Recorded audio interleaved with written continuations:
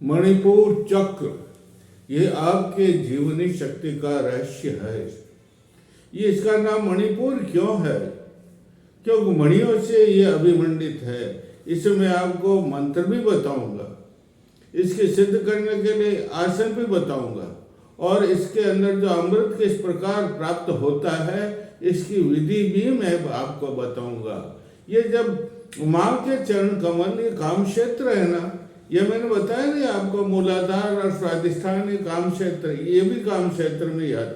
तो काम क्षेत्र में जब माँ के चरण कमल पड़ते हैं इसके मणिपुर में, तो इसका दरवाजा जो है ना, तो जो ताला बंद किया हुआ है ना, वो ताला अपने आप ही खुल जाता है। ये अपना आप खुलने से मणिपुर चक्र माँ का स्वागत कैसे होता हूँ मैं, ये आपको बता रहा हूँ। एकदम लक्ष दीपक प्रज्वलित हो जाते हैं। किसके कैसे प्रज्वलित दीपक है?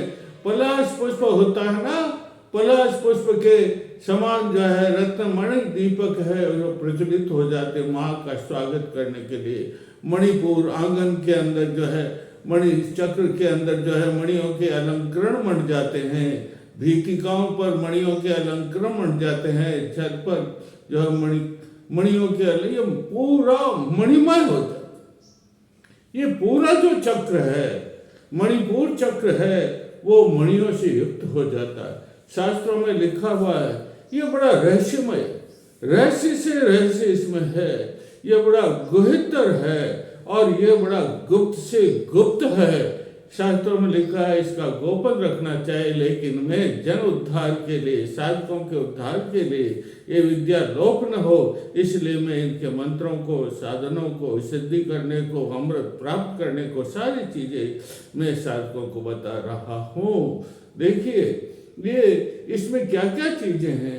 देखो इसमें शिव रुद्र हैं, ये रुद्र का स्थान किसका है? तीसरा चक्र है ना, मूलाधार स्वादिष्ठान, ये मणिपुर नाभि के अंदर मणिपुर, इसके ऊपर अनाहत, इसके ऊपर विशुद्ध, और इसके ऊपर ये आज्ञा चक्र, षट चक्र है ना, इसके बीचों बीच में ये मणिपुर चक्र है। ये मणिपुर चक्र के अंदर तो क्या चीजें हैं? शिव ग्रंथ, रुद्र ग्रंथि है, ये 3 गांठें हैं नहीं शरीर में, सूक्ष्म शरीर में, इसमें नहीं। ये जो सुषुम्ना है, 3 नाड़ियां, ईड़ा, पिंगला और सुषुम्ना जो बीच है, इसको तत्व नाड़ी भी कहते हैं, इसको विरजा नाड़ी भी कहते हैं, इसको वज्र नाड़ी भी कहते हैं, और इसको जो है ब्रह्म नाड़ी भी कहते हैं। इस ब्रह्म नाड़ी के अंदर जो है ये षट चक्र हैं, और उसके बीचों बीच में मणिपुर चक्र है। इसमें 10 शिव हैं। कौन से? रुद्र। क्या कहते हैं? ये रुद्र रूप है। ये अग्नि चक्र भी कहलाता है। क्या कहलाता है? मणिपुर चक्र को अग्नि चक्र भी कहते हैं। ये रुद्र का स्थान है। 10 शिव जिसे कहते हैं, 10 रुद्र जिसे कहते हैं, उसका स्थान। ये सूर्य चक्र भी कहलाता है। ये सूर्य चक्र, सूर्य और सूर्य से ही प्राण निकलते हैं। नहीं 10 प्राण, कितने प्राण? 10 प्राण। कौन से 10 प्राण? ये देखो 5 तो मुख्य है ना। 5 कौन से मुख्य? अपान, व्यान, और ये समान, और ये यहाँ प्राण, और यहाँ उदान, और इनके भी 5 उपभाग हैं, संजय, देवकृत, धनंजय आदि। ये सब जो प्राण यहाँ है, कहाँ पर? इसमें यहाँ 10 प्राण है, 10 रुद्र हैं। ये 3 ग्रंथियां हैं। 3 ग्रंथियों में से रुद्र ग्रंथि, 3 गांठें हैं सूक्ष्म शरीर में। ये मैं सब कहता हूँ, जब इनका आवरण हटता है, नहीं सब चीजें क्यों बता रहा हूँ कि जब इनका आवरण हटता है तब जो है प्रकाश होता है। ये रुद्र ग्रंथि है। रुद्र ग्रंथि की गांठ को खोलना पड़ता है, वो इसमें है। और पश्यंती नाम की वाणी, वाणी देखो, ये पहला परावाणी, दूसरा पश्यंती, तीसरा मध्यमा, और चौथा ये बेखरी वाणी। तो ये पश्यंती वाणी है। पश्यंती वाणी क्या करते हैं? अंतर्दृष्टि, इसमें अंतर्दृष्टि खुल जाती है। बाहर की चीजें भी आप तो देखो तो बाह्य दृष्टि है, लेकिन इसकी साधना करने से, मणिपुर की साधना करने से जो अंतर्दृष्टि, हमारा सूक्ष्म लोक है, वो आपको जो है स्वप्न में, रात्रि में दिन में जब आप आंखें बंद करके बैठते हैं तब आपको दिखाई देने लग जाते हैं। तो ये परा पश्यंती वाणी भी है, इसमें रुद्र ग्रंथि भी है, शिव स्थान भी है, 10 प्राण भी इसमें है। इसलिए ये बड़ा महत्व, ये रत्नागार है। रत्नागार मतलब रत्नों का आगार, भंडार जिसे कहते हैं वो है। और शास्त्रों में लिखा भाई ये सिद्धियों का भंडार, सारी सिद्धियां जो इसकी साधना करेगा, मणिपुर चक्र को सिद्ध करने का प्रयास करेगा, साधना करेगा। साधना तो इसका कठिन मार्ग है, शास्त्रों में लिखा बहुत कठिन मार्ग है। अरे ये षटचक्र रूपी पथ है, वो कंटका कीर्ण है, कांटों से भरा हुआ है। 3 जो है ईड़ा पिंगला और सुषुम्ना रूप की खाई है, इस खाई को भी पार करना पड़ता है और फिर ये इस आगे वन में मां आगे पधारती है। तो कितना कठिन है, लेकिन साधनाओं से साधना करनी पड़ती है। उस साधना से मार्ग भी मां पूर्ण कर लेती है और आगे पहुंच जाती है। ये शास्त्रों में लिखा, देखो भाई ये हमने हमारा अनुभव भी है। ये क्या अनुभव है? हम देखते हैं, हमारी अंतर्दृष्टि से जब हम योगी देखते हैं, योगी किसे कहते हैं? जो देखता है और जो अनुभव करता है उसी योगी कहते हैं। तो योगी जो होता है उसको अंतर्दृष्टि से वो देखता, बाहर भी देखता, अंदर भी देखता है। ये योगी, ये रत्नमणियों का एक समंदर है। किसका? ये रत्नमणियों का एक समंदर है जिसका प्रकाश दिगंत में फैल जाता है। और साधक जब इसमें साधना करता है तो वो भी रत्नमय कैसा हो जाता? तब वो भी रत्नमय हो जाता है। ऐसी इसकी सिद्धि है, इसकी सिद्धियां देखो। लेकिन इसमें 3 बाधाएं हैं भाई। कोई भी चक्र को पार करने के लिए साधना करनी पड़ती है। उस साधना में कई प्रकार की बाधाएं आती है। तो इसमें एक बाधा है काम, कामोत्तेजना होती है, कामोद्दीपन होता है, वो बहुत बड़ी बाधा है भाई। और उसकी दूसरी बाधा सिद्धियां प्राप्त हो जाती। जब सिद्धियां प्राप्त हो जाती है तो आदमी को घमंड हो जाता है, गर्व हो जाता है कि मैं ऐसा सिद्धिवान हूँ, मैं ऐसा सिद्धिवान हूँ, ऐसा हो जाता है। और तो फिर जो इनको दूर करने के लिए कुछ हमारे पास जो है साधन है, इसमें साधना करनी पड़ती है उनको दूर करने के लिए। तो वो साधना भी करते हैं।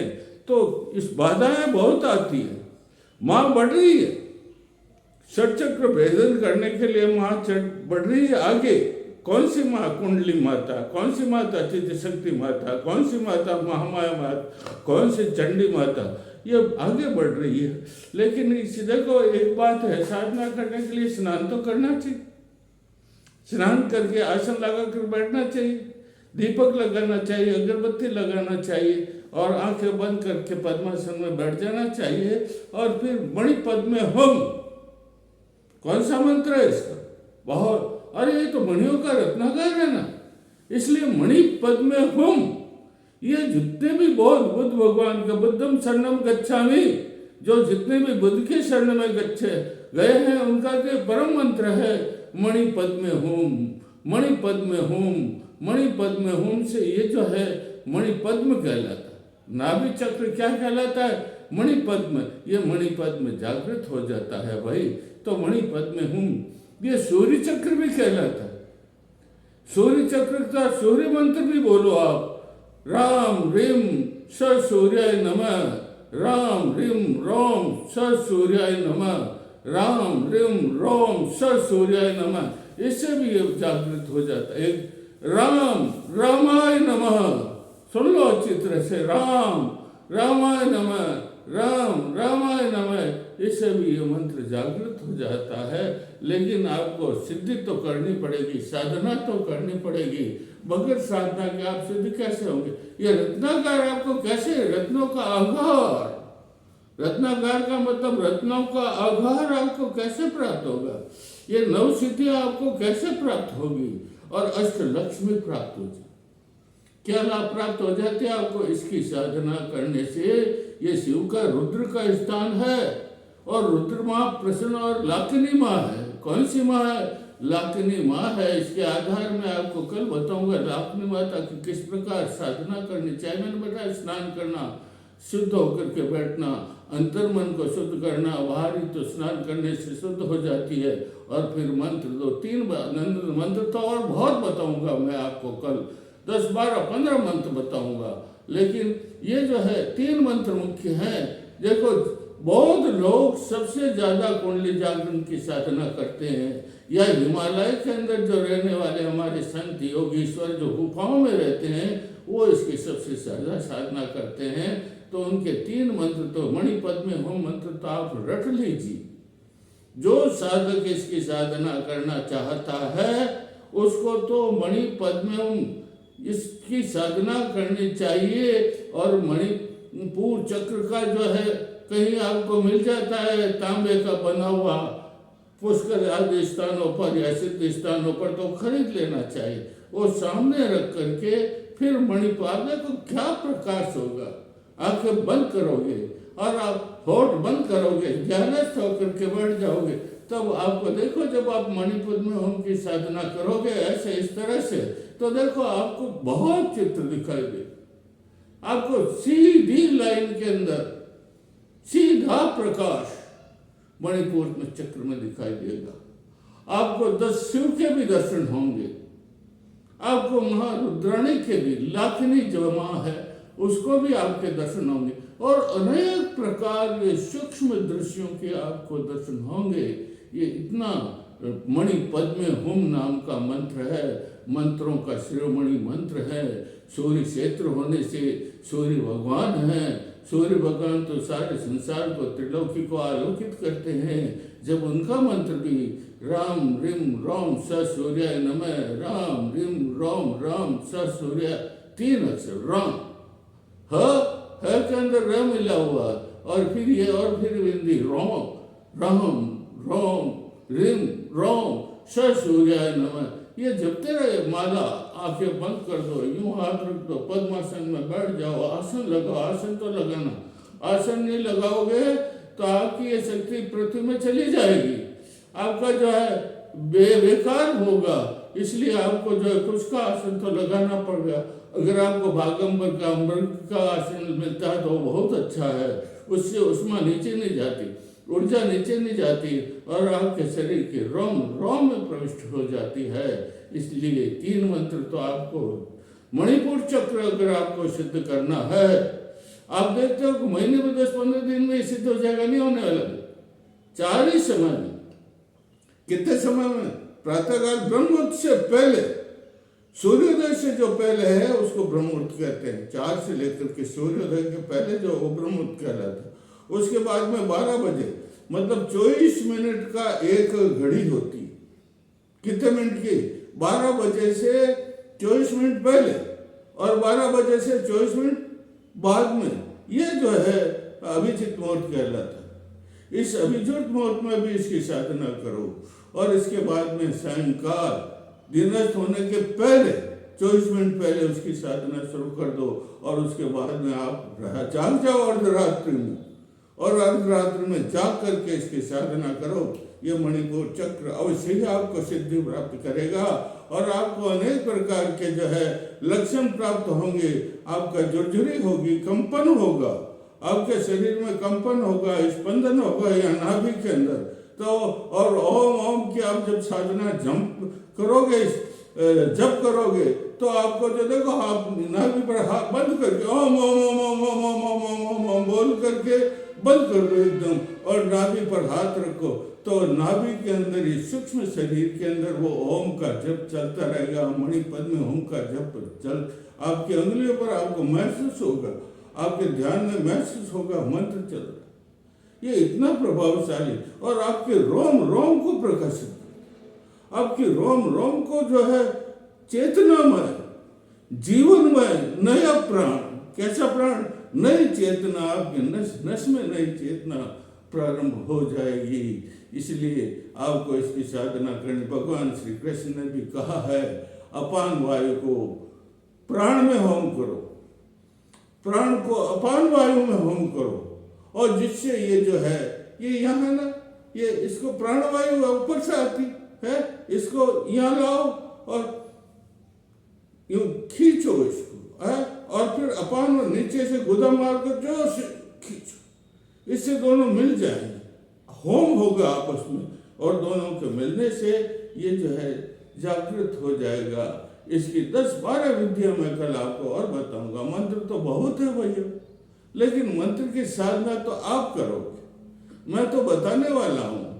जो योग साधना करता वो ऐसा नहीं बताता, पहले स्वयं उस मार्ग से चलता है, स्वयं उस मार्ग को अपने चक्षुओं से, अंतर चक्षुओं से उसे साधना करके देखता है, और फिर उसको अनुभव होता है, और फिर वो अनुभव को बांटता है, अपने अनुभवों को क्या करता है, बांटता है। वही सच्चा योगी। इसलिए आप स्वयं सिद्ध, अगर आप साधना करोगे, मूलाधार की आप करो 1-2 साल, और 5-6 महीने आप स्वाधिष्ठान की करो, 10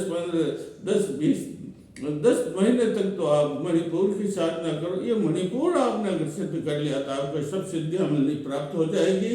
और आगे आप जब इसमें स्नान करोगे, कहते हैं कि मणिपुर रूपी एक सरोवर है, अमृत का सरोवर है। किसका सरोवर है? ये अमृत का सरोवर है। जब आप इस अमृत के सरोवर में स्नान करोगे तो आपका सारा शरीर रोम रोम, 3.5 करोड़ पुद्गल, 72,000 नस नाड़ियां, सब अमृत, क्योंकि अमृत का गड़ा है ना, इस नाभि मंडल में अमृत का गड़ा है ना। वो आप खेचरी नहीं, अगर आप खेचरी मुद्रा करो, खेचरी मुद्रा नहीं करोगे नहीं तो अमृत का गड़ा अग्नि से, ये जो अग्नि ऊपर से निकलेगी ना, या इसको जीभ से रोक लेते हैं, तो जो है ये गड़ा है ना, वो सारे शरीर को अमृतमय कर देगा। इसमें स्नान करो आप, इसमें स्नान करने से आप अमृतमय शरीर बन जाओगे। जय श्री राम।